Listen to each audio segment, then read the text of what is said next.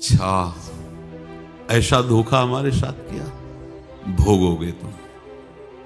ये जो निकलता है ना भोगोगे, ये अकाट्य होता है। क्योंकि किसी का भी हृदय, मान लो किसी भी जीव जंतु को आप कष्ट दें और उसका हृदय आह भर जाए, तो वो आह वज्र की लीक है, तुम्हें भोगना पड़ेगा। वो आह किसी की ना लेना जिंदगी। कोई ऐसा कोई आह भर करके कह दिया तुम समर्थ हो, हम तो कुछ कर नहीं सकते, और अंदर से दुख फिर तुम्हारी सामर्थ्य काम नहीं करेगी, मिट्टी में मिला देगी। ऐसा नहीं कि आप जो कर रहे हैं कोई देख नहीं रहा, कोई हिसाब किताब नहीं, जो कर रहे हैं अवश्य में भोक्तव्यम, बहुत सावधान।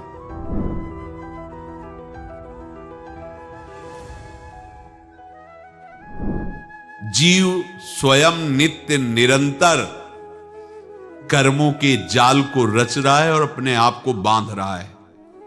आपको मुक्त होना है, बंधना नहीं है। जीव का जन्म कर्मों के अनुबंध से होता है, कर्मों के बंधन से होता है, और उसको अपना ऋण चुकाना होता है। कर्मानुबंध ये बहुत सूक्ष्म विषय है। जैसे आप जिस परिवार में जन्म लिए हैं, तो उस परिवार के लोगों से आपका ऋण है, इसलिए उसी परिवार में आप आए हैं। और ऋणानुबंध उसको बिना चुकाए या बिना वसूल किए आप वहां से जाएंगे नहीं। आपको लेना है तो वसूल करना है, और देना है तो चुकाना है। ये पूर्व के जन्मों से निश्चित किया गया है। जैसे किसी के यहां पुत्र हुआ, जन्म से ही पैसा खर्चा शुरू हुआ, बड़ा हुआ तो उद्दंडता के द्वारा मार पूरे परिवार को क्लेश पर क्लेश देता चला जा रहा है। ये तुम्हारे कर्म का फल है। या ऐसे शक्तिहीन बुद्धिहीन ऐसे पागल पूरे जीवन सेवा करो, तुमसे अपना हिसाब चुकाने के लिए वो आया है। अब परिवार के जो सदस्य जुड़े आके, मतलब पत्नी आते ही पूरी हृदय में आनंद, परिवार में आनंद, और जीवन भर वो आनंद ही सुख देने के लिए उसका जन्म हुआ। वो अपना ऋणानुबंध मुक्त, और आते ही भयंकर क्लेश खड़ा कर दिया, बीच में दीवाल और झगड़ा, और ऐसा फिर अतरे दिन मारपीट शुरू, कलह अशांति, पूरा जीवन नरक हिसाब करने आए। यहां ऋण चुकाए बिना कोई जा नहीं सकता, ऋण चुकाना पड़ेगा। किसी का ऋण वसूल करना है तो किसी को ऋण चुकाना है, दोनों काम करने होते हैं। अनेक जन्मों में अनेक लोगों के साथ हमने जो बर्ताव किए हैं, अच्छे या बुरे, वो होंगे। अब किसी आदमी को हम जानते नहीं, अचानक मिला, अचानक टक्कर लगा और मार पीट गाली गुप्ता सब कर दिया, चुपचाप सह लो। क्यों? ये आपका हिसाब है, पूर्व का हिसाब। हमारा उससे कोई द्वेष नहीं, कोई संकल्प नहीं। अचानक घटना घटी और हमसे द्वेष करने लगा, हमें पीटने लगा, हमें गालियां दे, ये हिसाब है, चुपचाप सह जाओ। अपने घर का भाई ही भारी दुश्मन बन गया और क्लेश दे, हिसाब है। एक प्रभुदत्त ब्रह्मचारी जी की वाणी में पढ़ा था, एक महात्मा जी भ्रमण करते थे, तो उस समय असरफियां चलती थी, मोहरे असरफियां, उनको भेंट में देते लोग। तो या तो ठाकुर सेवा में लगे तत्काल, या संत सेवा में तत्काल लगे, उसका संग्रह करके डोलना ये ठीक नहीं है बैरागी के लिए, सिद्धांत में ये ठीक नहीं है। तो जब 2, 4, 6, 8 ऐसे मोहरे हुई, तो उन्होंने विचार किया कि और भ्रमण करके जब काफी मोहरे हो जाएंगी तो प्रयागराज में जब कुंभ पड़ता है, एक बार पूरे सब अखाड़े के संतों को, अलग अलग संप्रदाय सब संतों को बुलाएंगे और सबको पवाएंगे। अब साधु है तो यही विचार करेगा, और क्या विचार करेगा। तो उन्होंने ऐसे डंडा बनवाया, बेंत, जो ऊपर से चूड़ीदार और भीतर पोला, और मोहरे उसमें डालते गए। और भ्रमण, जहां जहां श्रद्धालु भगत थे सबके यहां जाना और इच्छा रखना कि एक मोहर तो दे दे दक्षिणा में। कामना कोई भी हो वो बांधती ही है, ध्यान रखना। इसीलिए प्रभु जो चाहे वो करे, अपनी चाह नहीं रखनी चाहिए, अपनी चाह प्रभु की चाह में मिला देनी चाहिए। धीरे धीरे वो छड़ी भर गई। भ्रमण करने वाले महात्मा चूड़ी लगाई, इंतजार करते रहे। जब प्रयाग का कुंभ पड़ा तो चले। तो रास्ते में एक गांव में पूछा जाता है, जैसे कहीं रुको कि कोई श्रद्धालु ऐसा है जो संत सेवी है। तो कुछ लोगों ने बताया, हाँ एक परिवार है बहुत संत सेवी है और आपको मिलाते हैं उनसे। आइए महाराज, घर में रुका। खूब अच्छा हलवा पूड़ी पवाया और जो घर के मालिक थे चरण दबाए। चरण दबाते दबाते उनकी दृष्टि पड़ी उस डंडे पे। इतना मोटा और ऊपर से कुछ चूड़ी सी भी नजर आ रही, इस डंडे में तो कोई रहस्य है ही है। अब महात्मा जी को खवा पिला के सुला दिया। महात्मा जी जब सो गए तो पत्नी से धीरे से कहा, वो डंडा लाओ बाबा जी का। डंडा, वो चूड़ीदार जो ही खोला पलटाया तो सैकड़ों मोहरे। ऐसे संत रोज पधारे भगवान, तुम आनंद हो जाए फिर क्या। पत्नी से कहा, नाप के कंकड़ लाओ। वो तो महात्मा जी तो खाए खीर पूड़ी, आराम से सो रहे। रात में पूरी प्लानिंग करके उसमें कंकड़ भर के चूड़ी लगाकर सिराने रख दिया, सारी मोहरें हटा ली। महात्मा जी आराम से छड़ी उठाए तो वजन पक्का। वैसे बड़े लोग चतुर होते हैं, पर ये नहीं जानते कि कर्म कितना भयानक होता है।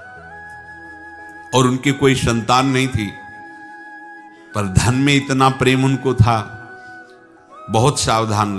साधु महात्माओं के पास जो अर्थ है, गृहस्थी अगर आता वहीं से है, पर अगर उसको जोर जबरदस्ती या किसी छल कपट से, तो वो उसका विनाश ही करता है। आज तक का प्रमाण है। अब उनको ये भाव पता नहीं होगा, या पता होगा तो लोभ के कारण वो उसको मान नहीं पाए होंगे। महात्मा जी गए प्रयाग में, किसी अखाड़े पर रुके और वहां प्रार्थना की कि कल जो है संपूर्ण अखाड़ों का निमंत्रण किया जाए और सब संतों को भोग पवाया जाए और उनको दक्षिणा भी दी जाए। महंत ने सोचा कि बहुत बड़ा है तो उत्सव है, क्योंकि प्रयाग में कितने हजारों संत महात्मा सब। तो उनका महाराज बोरों इसमें चीनी और टीनों घी लगेगा, सब व्यवस्था। बोले आप मंगाइए, एक एक हिसाब हम करेंगे, हमारे पास सब व्यवस्था है। बोले कुछ तो पहले दे दो, वो इकट्ठे देंगे हम।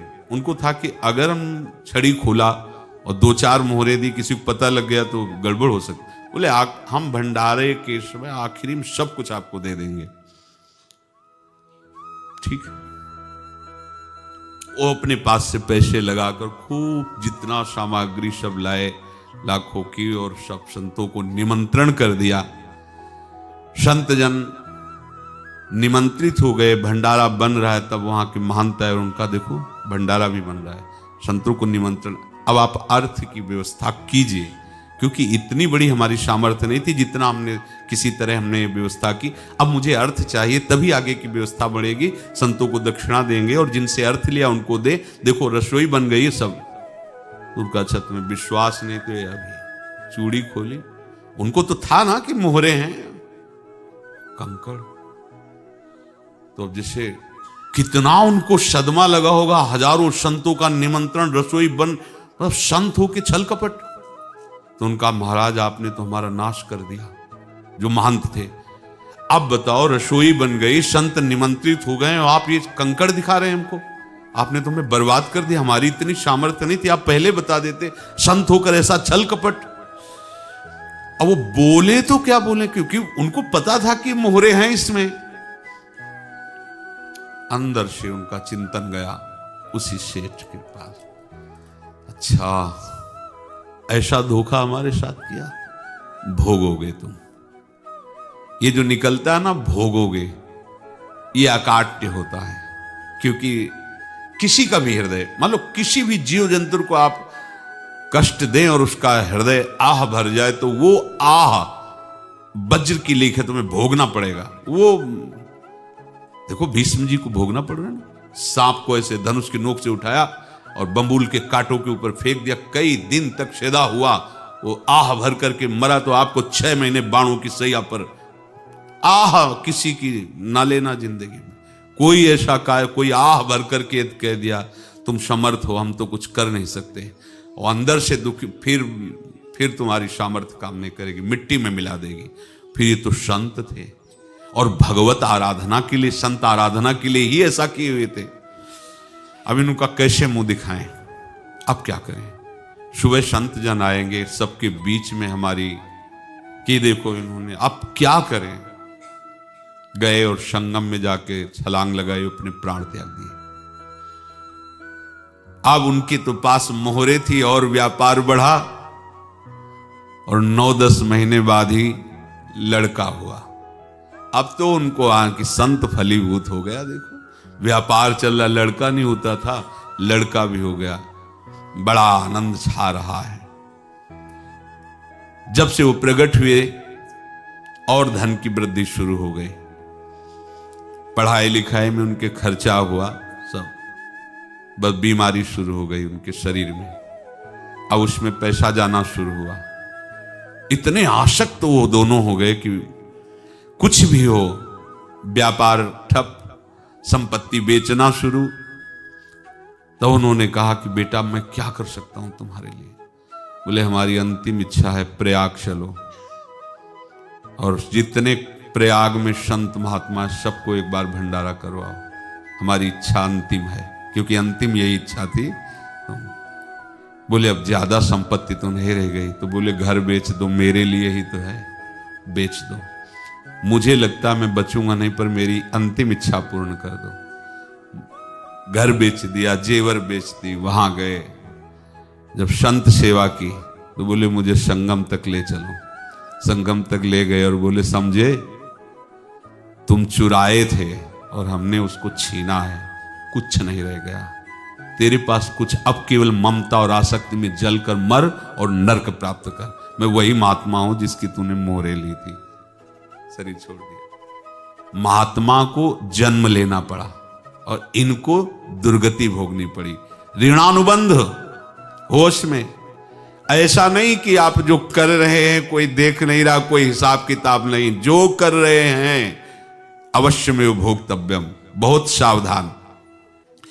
अनेक जन्मों में अनेक लोगों से जो कुछ लिया दिया है, इस लेने देने को मिटा देने के बाद ही तुम मुक्त हो गए। इसीलिए एक उपाय है, लेना न देना मगन रहना। क्या? मालिक को समर्पित हो जाओ, मालिक को अपना माना हुआ समर्पित कर दो, खत्म। अहम त्वाम स्वरूपापेभ्यो मोक्षयिष्यामि, सब खत्म। आगे पीछे लेना देना सब खत्म। एकादश स्कंद में भगवान श्री कृष्णचंद्र जी ने कहा, जो मेरे चरणों का आश्रय लेकर भक्त मेरा भक्ति करता है, उसके पितृ ऋण, मातृ ऋण, देव ऋण, ऋषि ऋण, सब ऋणों से मैं मुक्त कर देता हूं। बस यही एक उपाय है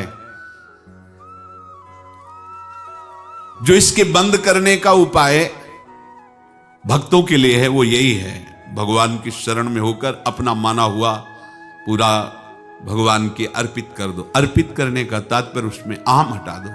त्वदीयं वस्तु गोविंदम तुभ्यमेव समर्पये। जिनसे तुमने सेवा करवाई है उनकी सेवा करनी पड़ेगी, जिनसे तुमने जो कुछ लिया है उनको देना पड़ेगा। ये लेने देने का व्यापार जब तक समाप्त नहीं होगा तब तक तुम्हारा जन्म मरण चलता रहेगा।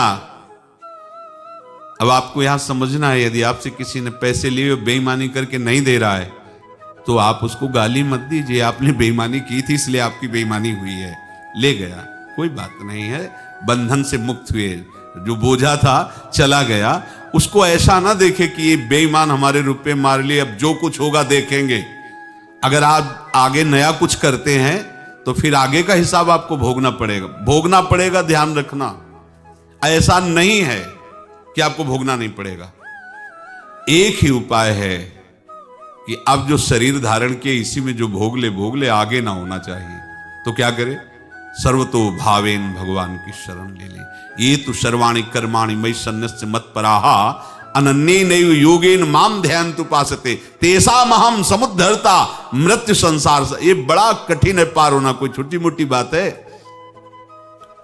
एक महात्मा बाल्यावस्था से भजन करते थे, शालिग्राम भगवान पास रखते थे और उन्हीं की आराधना करके बस पाठ, नाम, जप और भ्रमण करते थे। यौवन अवस्था थी, गंगा जी के किनारे अपने ठाकुर को विराजमान करके स्नान करने के लिए कपड़ा ही उतार रहे थे कि 90 लोग आ गए, भाला तलवार सब ले, मारो मारो इसको मारो, घेर लिया। तो उन्होंने हाथ जोड़कर कहा, हमने क्या अपराध किया, कोई सुन ही नहीं रहा।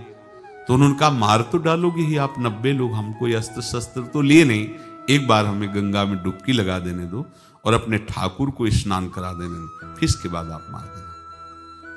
भगवत इच्छा से वो लोग रुक गए, स्नान किया और अंदर से प्रार्थना की, प्रभु ये क्या लीला है आपकी, आपके सिवा मेरा कोई है नहीं और ये मुझे मारना चाहते हैं।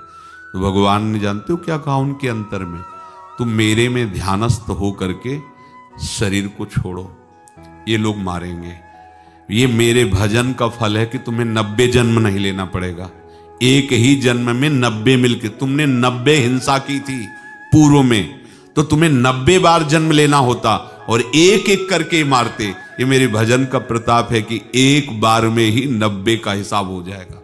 तुम आंख मूंदो, मेरे ध्यान में मगन रहो, मेरे प्रताप से तुम्हें कोई चोट नहीं होगी और स्वाभाविक मूर्छावस्था में प्राण तुम्हारे छूट जाए। ऐसा ही हुआ, ऐसा हुआ। तो ये बात समझ लो कि ये जो कर्मानुबंध है, ऋणानुबंध है। अब देखो, अगर शाप महात्माओं ने दिया कि तुम्हारे वंश का इससे विनाश होगा, तो भगवान भी परम धाम जा रहे तो उसी कील से, बाण की नोक में जो मछली लील गई थी, छोटा कण, उसी से की नोक बनाई और उसी नोक प्रहार किया, भगवान के श्री चरण में वही बाण की नोक लगी और भगवान स्वीकार किया ना। भगवान का बड़ा लीला विचित्र है। अगर छुप करके उधर रामावतार में बात, तो इधर ऐसे स्वीकार किया है भगवान ने। ऐसा कहीं नहीं दिखाया कि मैं भगवान हूं तो मैं अपने लिए, ऐसा नहीं दिखाया। नारद जी का हित किया पर नारद जी ने शाप दिया तो भगवान ने स्वीकार किया। बंदरों ने ही सहायता की, जैसा बोले थे वैसा। ये लीला इस शरीर में भोगनी पड़ेगी। हाँ, ज्यादा को कम में भुगता देंगे, पर अब अगला शरीर ना मिले, इसके लिए सर्वतो भावेन भगवान के आश्रित हो जाए। जैसे आपने दुकान फैला रखी है तो उसमें दो काम होते हैं, लेना और देना। किसी को उधार दिया है तो हमें उससे लेना है, और कोई नगद देकर सामान ले रहा है तो उसे सामान देना है, या उधार लिया है तो हमें उधार देना है। अब अगर दुकान बंद करनी है तो तुम्हें देने वालों पर जोर देना है, लेने वालों पर जोर नहीं। लेने वाला तो जाओ हम क्षमा किया, समर्पित किया, हमारा कोई संबंध नहीं, खत्म हो जाए, वो खुशी हो जाएगा। लेकिन देने वाला, तुम अगर दुकान भी उठा दोगे तो जहां भी रहोगे तुम्हारे पास वो आएगा, लाइए हमारा। तो देने पर नजर रखिए, जिसका जिसका हिसाब है वो आपके सामने आता जाए, हटाते जाओ। लेने पर नजर मत रखिए और दुकान फौरन उठा दीजिए, नहीं अगर लेते देते रहे तो चलता रहेगा। आगे चलकर कुछ लेना न देना, मगन रहना बस अपने प्रभु के चिंतन में।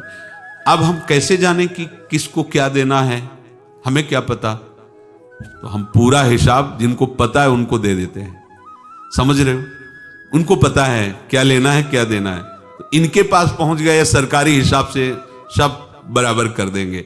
हमको अपनी जिम्मेवारी इनकी चरणों में समर्पित कर देना है, तभी हम जीवन मुक्त होंगे। ये रहस्य की बात है। प्रभु कह रहे हैं, यस्य सर्वे समारंभाः काम संकल्प वर्जिताः ज्ञानाग्नि दग्ध कर्माणं तमाहु पंडितम बुधाः।